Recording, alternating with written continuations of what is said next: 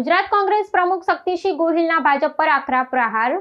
મહિલા અનામતના બહાને સંસદ અને વિધાનસભામાં બેઠકો વધારવાના કાવતરાનું લગાવ્યો ગંભીર આક્ષેપ.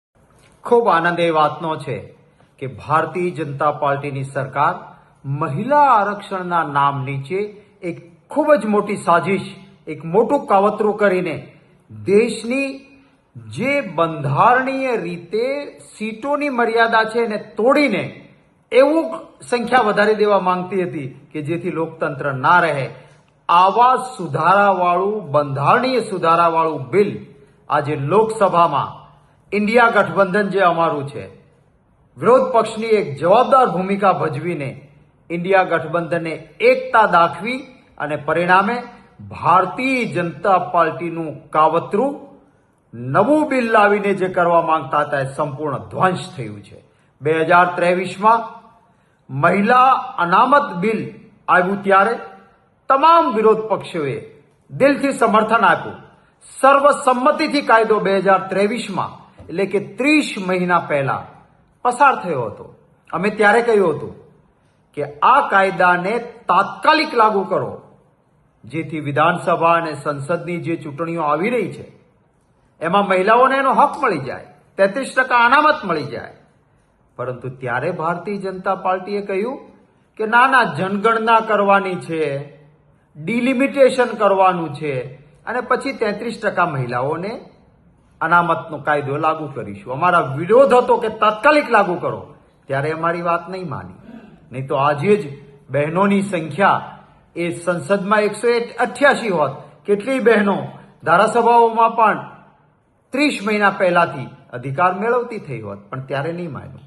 હવે એમને એક કાવતરું કરવું હતું કે આપણા બંધારણનો જે સિદ્ધાંતથી નક્કી થયેલો કાયદો છે એ પ્રમાણે ધારાસભા અને સંસદમાં જે સંખ્યા છે એ વધે નહીં, એ માટે બંધારણમાં જોગવાઈ કરી દીધી છે.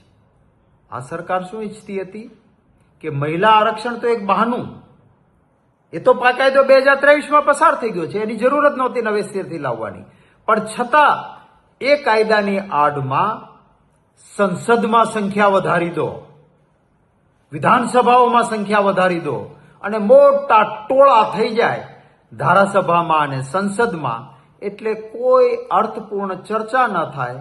પ્રજાના પૈસા ખૂબ સંસદ સભ્યો, ધારાસભ્યો વધે એટલે બેફામ રીતે વપરાયા કરે અને એમની રોટલી જે પકવવાની છે લોકશાહીને નેવે મૂકીને એ ચાલ્યા કરે. એટલે મહિલા આરક્ષણના નામ પર આ એક મોટું કાવતરું હતું. અભિનંદન આપીશ વિરોધ પક્ષમાં રહેલા ઇન્ડિયા ગઠબંધનના તમામ પક્ષો એક રહ્યા. ખૂબ સાજિશ થઈ તો પણ એમની સામે ઝૂક્યા નહીં અને વિરોધ પક્ષની એકતાના કારણે ભારતીય જનતા પાર્ટી જે બંધારણીય સુધારો ગમે તે રીતે કરી લઈશું એમ કરવા માંગતા હતા એ નેસ્ત નાબૂદ થયો અને લોકશાહીની જીત થઈ છે. સંસદમાં આ કાવતરાવાળું બિલ એ ખારીજ થઈ ગયું, રદ થઈ ગયું છે. ફરી વખત અમે માંગણી કરીએ છીએ, આવો તમામ વિરોધ પક્ષ ટેકો આપશે. તમે જે 2023માં કાયદો સર્વસંમતિથી અમે પસાર કર્યો છે એ કાયદો તાત્કાલિક લાગુ કરો. તમે જે બાના કાઢ્યા હતા એ વખતે કે જનગણના પછી કરીશું, ડિલિમિટેશન પછી કરીશું, એને બાજુએ મૂકો. જે અત્યારે છે એમાં જ મહિલાઓને 33% અનામત તાત્કાલિક આપી દો. અમે બધા જ સમર્થન કરવા માંગીએ છીએ. હકીકતમાં ભાજપને મહિલાઓ માટે કોઈ પ્રેમ નથી. એમની માનસિકતા મહિલા વિરોધી છે. એ તો રાજીવ ગાંધીજી હતા કે જેમણે એ સમયમાં 33% મહિલાઓ માટે અનામત જિલ્લા પંચાયત, તાલુકા પંચાયત અને મહાનગરપાલિકામાં આપી દીધી. અને એટલે આજે આપણી ગુજરાતમાં પંચાયતોની, નગરપાલિકા, મહાનગરપાલિકાની ચૂંટણીઓ યોજાય છે. એમાં બહેનોને જે પ્રતિનિધિત્વ મળે છે એ સ્વર્ગસ્થ રાજીવ ગાંધીજીના બંધારણીય સુધારો કરીને મહિલાઓને અધિકાર આપ્યો એના માટે થયું છે. હવે સંસદ અને ધારાસભામાં પણ તાત્કાલિક લાગુ પડવા માટે અમે માંગ કરીએ છીએ કે લાવો આને કરીએ. અરે કોંગ્રેસ પાર્ટી છે કે જે જ્યારે બહુમતીમાં હતી આઝાદી પછી, અનેક બીજા દેશો, ઇંગ્લેન્ડ હોય કે બીજા દેશો હોય, મહિલાઓને મતોના અધિકાર માટે વર્ષો લાગ્યા હતા. એ કોંગ્રેસ પાર્ટીની બહુમતીવાળી સરકાર આઝાદી પછી હતી કે મહિલાને તરત મતોનો અધિકાર આપ્યો.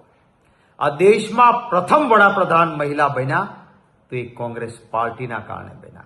આ દેશના પ્રથમ રાષ્ટ્રપતિના પદ પર મહિલા ગયા તો એ કોંગ્રેસ પાર્ટીના કારણે ગયા. દેશની સૌથી મોટી સંસદ કહેવાય એમાં, દુનિયાની મોટામાં મોટી લોકશાહીની આપણી સંસદમાં સૌથી પહેલા સ્પીકર એટલે કે અધ્યક્ષ એક શેડ્યુલ કાસ્ટ દલિત પરિવારમાંથી આવતા મહિલા સ્પીકર પહેલી વખત બન્યા તો એ કોંગ્રેસ પાર્ટીએ મીરા કુમારજીને આપ્યા હતા. કોંગ્રેસ પાર્ટીએ હંમેશા મહિલાઓનું સન્માન કર્યું છે. આવા અનેક દાખલા આપી શકાય એમ છે.